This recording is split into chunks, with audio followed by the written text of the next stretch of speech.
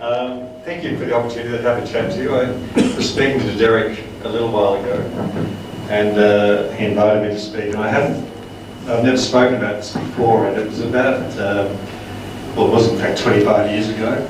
So it was a lot of fun actually to look back and look at photos and try and remember what happened.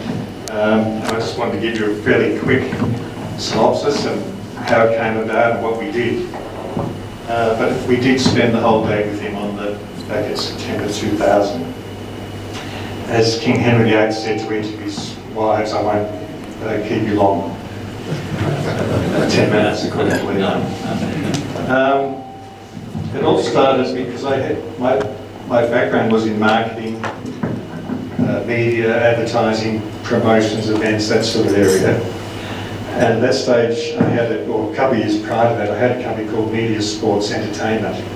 And we got involved in buying media, managing sponsorships, creating events, etc. In the late 90s, it was absorbed into a company which you can't say out loud anymore, called Isis Communications. Now in those days, Isis was actually a good thing. It was actually a Greek goddess. So there was nothing to fear with that, but it was during the first internet bubble. And this thing was loaded with internet properties. We floated the company. It raised about 55 million on float, raised another 42 million about 18 months later. They were both oversubscribed. We went from 5 people to 400 people. Eventually the bubble burst, but while it didn't, it was a lot of fun. But the bubble burst for everybody. A guy called Adam Radley headed this up, and he was quite an entrepreneur. But it was a pretty crazy environment. If you weren't doing 10 or 15 deals, you felt you were going backwards. So it was a fun time, but fairly chaotic. We came across an opportunity to sponsor a visit from Nelson Mandela. Now that came about, according to Mandela's people, they get thousands of requests at that time for him to speak. And they'd all throw them on the table, and most of them would fall off the other end of the table. But there were some students from St Michael's who were very persistent, and he agreed to come out here to Australia, particularly to Melbourne. There's a guy called Graham Orford, who was the promoter of the event, and Graham was an interesting guy with his own stories. He came into us to talk about sponsorship, but in the process of 4 or 5 meetings, we ended up buying the event from him. Because we had cash and we could fund it and let it happen. So we actually bought the event, and it guaranteed that Nelson Mandela would come to Melbourne. I'll give you a few fun facts as we go through. But the fun fact was that the fee for him to come to Melbourne at that time was $1 million US, which, as luck would have it, was about 2 million Australian at the time. But that money went to the Nelson Mandela Children's Fund, not to him. Because he was then guaranteed to come to Melbourne, he also visited Sydney and Canberra on the way through, but we had total control over his day in Melbourne. We created an event called World Reconciliation Day, and it was probably about 12 months in the planning, because there were a series of events which I'll talk about. I've got them listed there. So it was a morning meeting, briefing session with him and his people.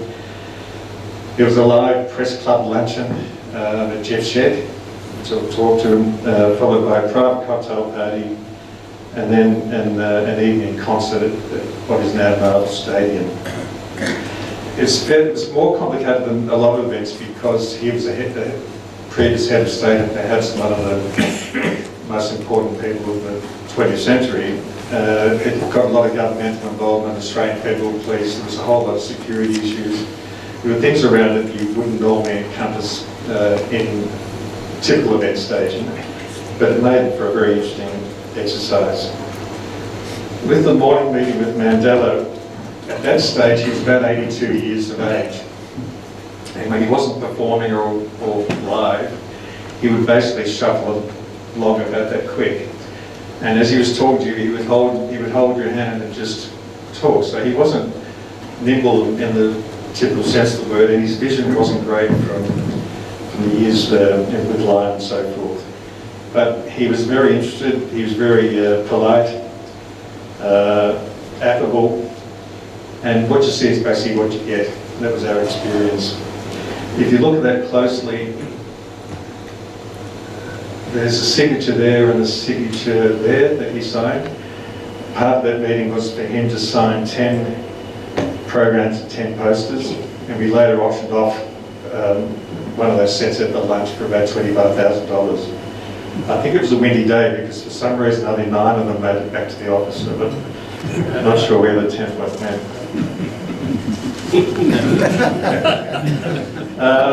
What was fun in the middle of the day was a live press club luncheon, and there were some really good people there. It was broadcast live around Australia. Neil Mitchell did a fantastic interview with Mandela. If you ever get a chance, it's worth checking it out because it was really, really good. Ian Henderson was the MC. Eddie McGuire did the auction on the day. It was about $1,000 per head for the luncheon, but still 500 or 600 people there, and all the money went to the Children's Fund. We had a front table as long as your arm, but amongst them was Bob Hawke and Malcolm Fraser were different parts, and they basically stuck to Mandela like glue. Sydney, Canberra and Melbourne almost followed him around. At that stage, John Howard was the Prime Minister. We had 2 Aboriginal tribes linked to the event, one for Jeff Shed and one for a different tribe for the Etihad Stadium or the Marvel Stadium. So in his opening remarks, Ian acknowledged the tribe at Jeff Shed, and they had a table. The elders on the other group had a table, and at one stage they both said, "Oh, we need another table because we'll each need 5 younger people to help the elders around." At which point I said, "Right, that's the last table you get," which probably wasn't very kind on Reconciliation Day.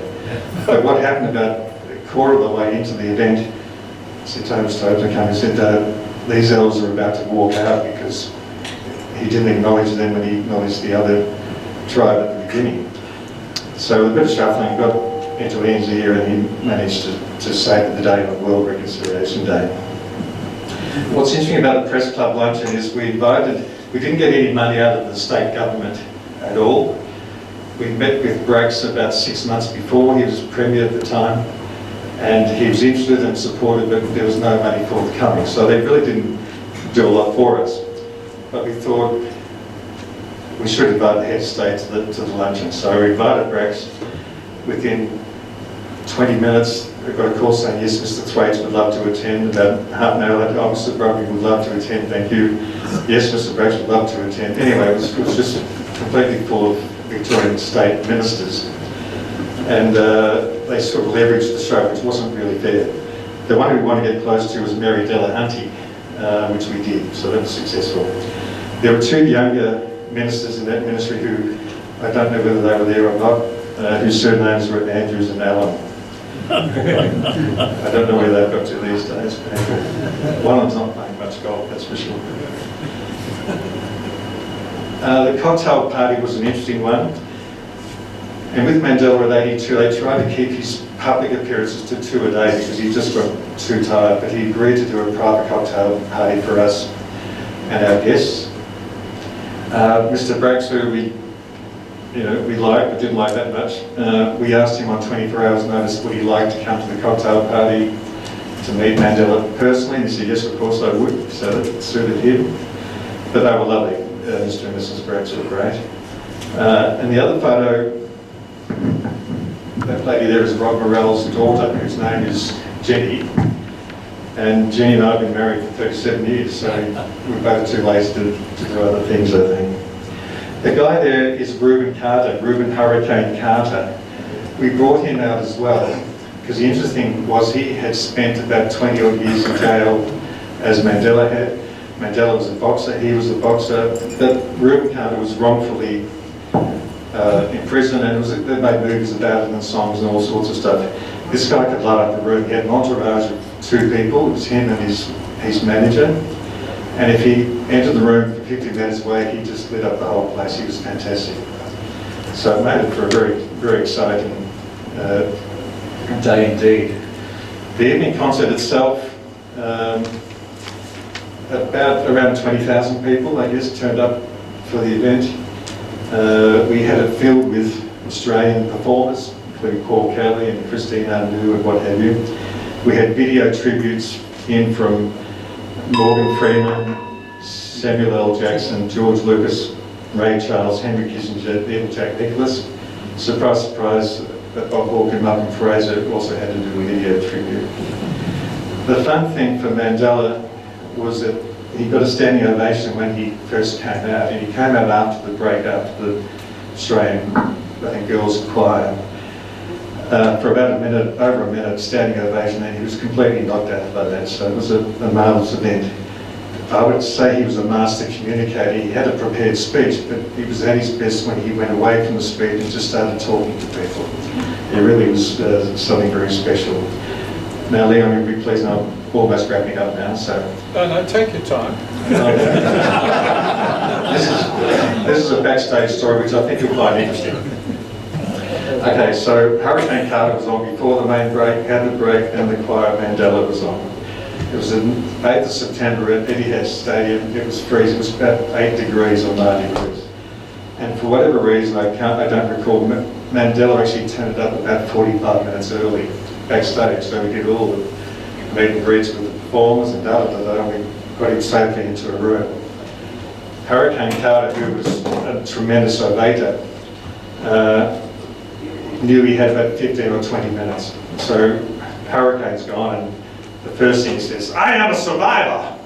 I am a survivor of the American justice system." And he had the crowd by, just by his hand, and he went on, and the crowd was really ripping into it. It was all going well. 15 minutes and 20 minutes and 25 minutes, it's 30 minutes, and then we're thinking, how the hell did we get him off? We got the most important guy in the world waiting in the cold over here. He came early, So after about 35 minutes, we finally sent a security guard onto the stage to tap his shoulder and say, "Look, might be time to get off." "I've just been told that I've got to get off. I ain't going anywhere." Yeah! So he ended up speaking for about 40 minutes, which was fine in the context. But Mandela froze for about probably an hour longer than he should have. It was a great event. It was very successful. It was a lot of fun, so we can't complain about that. And I'm summing up right now, Leon, you'll be pleased today. Yes, I'm very pleased. Just to talk about Mandela the man, I did manage to spend time with him on and off during the day, and I think these 4 words sum my appraisal of him up very well, but you could not be overwhelmed by his humility. He had no ego, no drama, nothing at all. He had tremendous warmth, and it didn't matter who he was talking to you, 6-year-old girl, an 80-year-old guy, whatever, he just lit up whoever he spoke to. He had great intellect and great intelligence, and you could not help but feel that in his talk. And basically he had greatness. I don't know what the secret recipe is, but he had it all. So that was my day hanging out with Nelson Mandela. Thank you.